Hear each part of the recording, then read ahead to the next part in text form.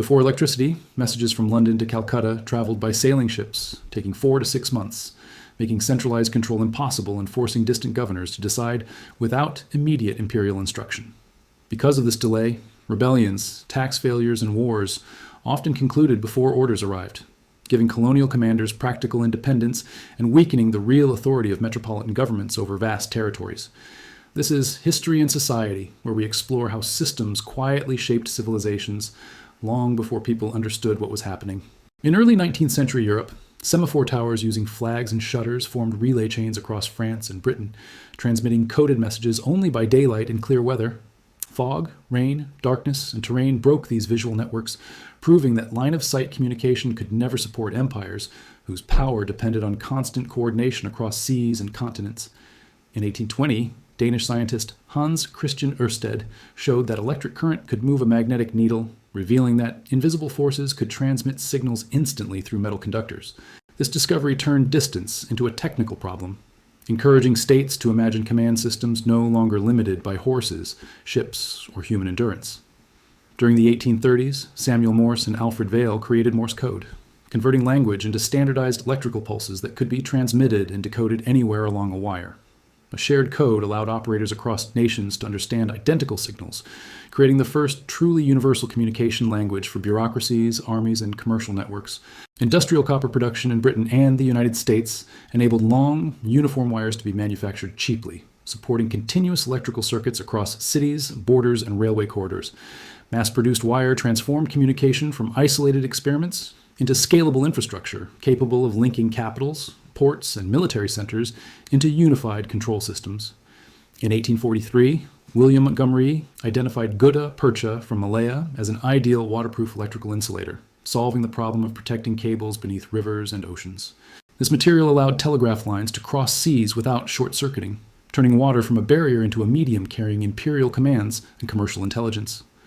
By the 1840s, European governments placed telegraph networks under postal and military control, integrating them directly into state administration and security structures. Information became a regulated strategic resource, prioritized for diplomacy, war, and finance, just like troops, taxes, and transport routes. Railways and telegraphs expanded together, with wires following tracks, allowing dispatchers to coordinate train movements and troop transfers with unprecedented precision. This integration created real-time logistics systems, where transport and communication reinforced each other, multiplying the speed and reach of imperial power. During the Crimean War of 1853-1856, telegraph lines sent battlefield reports from the Black Sea to London within hours instead of weeks. Political leaders could now intervene while campaigns were still unfolding, shifting warfare from local initiative to centralized strategic direction. By the 1850s, stock exchanges in London and Paris received price information by telegraph, collapsing delays that once isolated regional markets. Financial reactions synchronized across cities, creating fast-moving capital flows that rewarded those with the quickest access to electrical news and punished informational isolation. Engineers soon discovered that electrical signals weakened over long distances because resistance and capacitance distorted pulses, especially in underwater cables exceeding hundreds of kilometers across open oceans. Without solving attenuation, global telegraphy would fail, making imperial command unreliable and forcing continued dependence on slow ships for strategic communication across distant colonial theaters of war. In 1850 and 1851, shallow submarine cables were laid between England and France, proving insulated wires could function beneath moving, corrosive seawater under constant mechanical stress. These early successes convinced investors and governments that longer ocean crossings were possible, encouraging ambitious plans to connect Europe and North America by continuous cable routes securely. In August 1858, the first transatlantic cable briefly transmitted messages between Queen Victoria and President Buchanan before insulation failure silenced the line beneath Atlantic waters permanently. The collapse exposed poor voltage control and misunderstanding of electrical behavior, forcing scientists and engineers to study long-distance transmission with greater precision and accuracy. William Thomson, later Lord Kelvin, developed sensitive galvanometers in the 1860s, allowing operators to detect weak signals traveling across thousands of kilometers beneath deep oceans reliably. These instruments made it possible to lower voltages, reduce damage, and design cables that could carry clear messages without destructive electrical stress over long periods continuously. By the mid-1860s, improved armoring and insulation produced cables strong enough to survive pressure, currents, and abrasion on the deep ocean floor for decades afterward. Permanent durability turned submarine lines from experiments into stable infrastructure, supporting uninterrupted diplomatic, military, and financial communication between continents across the growing British and European empires worldwide. To handle massive cables, ships like the Great Eastern were refitted in 1865 to carry, pay out, and repair thousands of tons safely across rough Atlantic waters. Such vessels transformed cable laying into a specialized industry, combining naval discipline, industrial machinery, and scientific supervision during long ocean operations for imperial communication networks worldwide. Naval surveyors mapped seabeds using sounding lines and charts, identifying safe slopes and stable grounds for routing cables across previously unknown ocean terrain with careful precision. Systematic mapping converted mysterious depths into planned corridors, reducing risk and enabling governments to invest confidently in long-distance submarine communication across strategic global routes permanently. By 1870, continuous cable chains linked Britain to India through the Mediterranean, Red Sea, and Indian Ocean, creating near-instant imperial communication for administration and military command. Messages that once required months by sail now traveled in hours, binding distant colonies directly to decision-makers in London and other capitals across the empire. To secure routes, Britain occupied islands like Malta, Aden, and Singapore, chosen for their positions along major submarine cable pathways, controlling imperial information flow between oceans. These locations became heavily guarded landing points, where cables met land and could be monitored, repaired, and defended against sabotage during war and political crisis periods. Small cable stations housed operators, engineers, and soldiers, maintaining continuous transmission and acting as vital nerve nodes of imperial administration across vast colonial territories overseas. Through these stations, London could issue orders and receive reports within minutes, completing the transformation of empire into a centrally directed electrical system across multiple continents.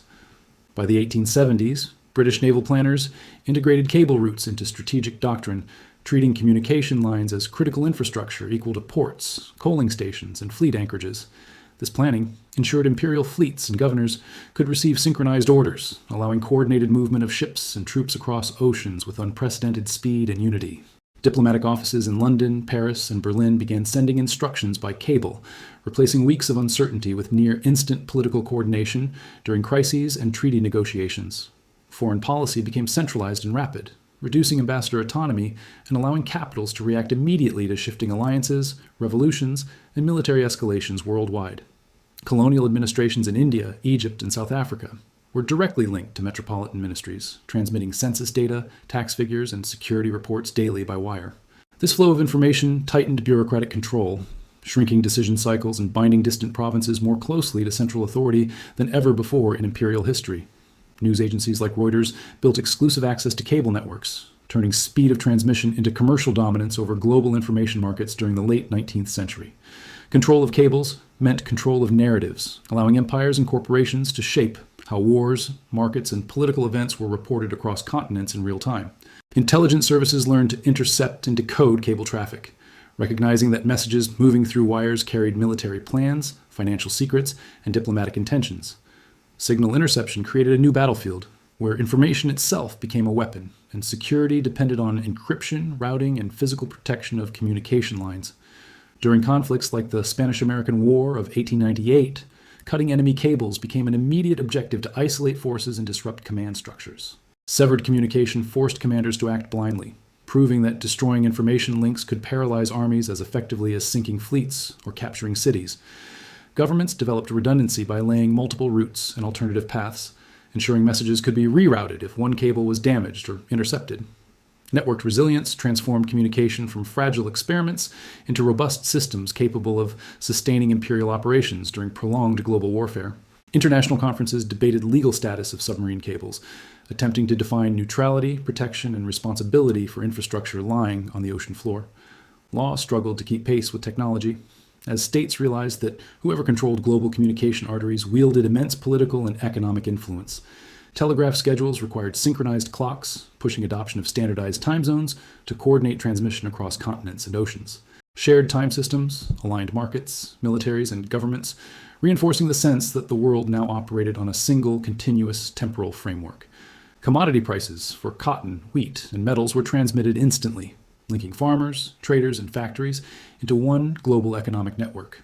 This synchronization unified distant economies, making local production immediately sensitive to decisions and events occurring thousands of kilometers away.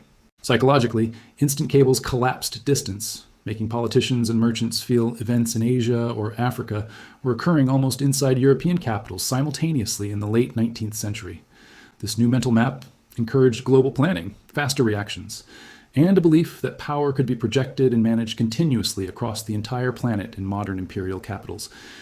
Decision cycles in governments and companies shrank from months to days, then hours, as cables delivered instructions without waiting for ships in that era. Faster cycles meant crises escalated quickly, leaving little room for local improvisation and forcing immediate compliance with orders from distant capitals during imperial emergencies worldwide. By the early 20th century, empires began relying on wired networks so completely that governance, trade, and war planning assumed constant electrical connectivity across continents daily. This dependence meant any major cable failure threatened administration, markets, and military coordination, revealing how fragile networked power could suddenly become during global crises events. After 1900, wireless radio began supplementing cables, allowing ships and remote outposts to receive messages without physical connections to the seabed in storm conditions often. Radio reduced isolation, but did not replace cables, which still carried the bulk of secure, high-volume traffic between imperial centers across continents every day. Through the 20th century, submarine cable routes shaped geopolitical strategy, with nations competing to control landing points and protect transmission corridors across strategic oceanic regions. Control of these routes meant influence over information flow, financial timing, and military coordination, continuing the logic first established by Victorian telegraph networks in the 19th century. In the late 20th century, fiber-optic technology replaced copper, multiplying capacity while following many of the same ocean paths laid by 19th century engineers earlier. These new cables carried digital signals instead of Morse pulses, but their strategic role remained identical as arteries of global communication for modern states today. Modern internet traffic now travels through thousands of kilometers of seabed cable, inheriting the roots and vulnerabilities of earlier imperial systems built during the 19th century. Physical choke points, like the Suez, Malacca, and English Channel, still concentrate cables, making geography a permanent factor in information power for global networks today. States continue to guard, map, and sometimes secretly tap these lines, recognizing that control of signals means control of economic and strategic outcomes in modern conflicts. From Morse in 1844 to fiber optics today, the same principle holds that speed of communication reshapes the structure of power across societies and empires worldwide. Empires once ruled by ships and soldiers became systems ruled by information, timing, and centralized command carried silently through underwater cables across vast oceanic distances. The telegraph cable thus stands as the foundation of modern global coordination, linking continents into a single operational space for politics and markets in the modern world. What began as an experiment in Victorian engineering became the first planetary nervous system, transmitting decisions, prices, and commands at electrical speed across every major empire. From that moment, human power was no longer only territorial, but networked, flowing through wires and cables that quietly bound the world together in one continuous system.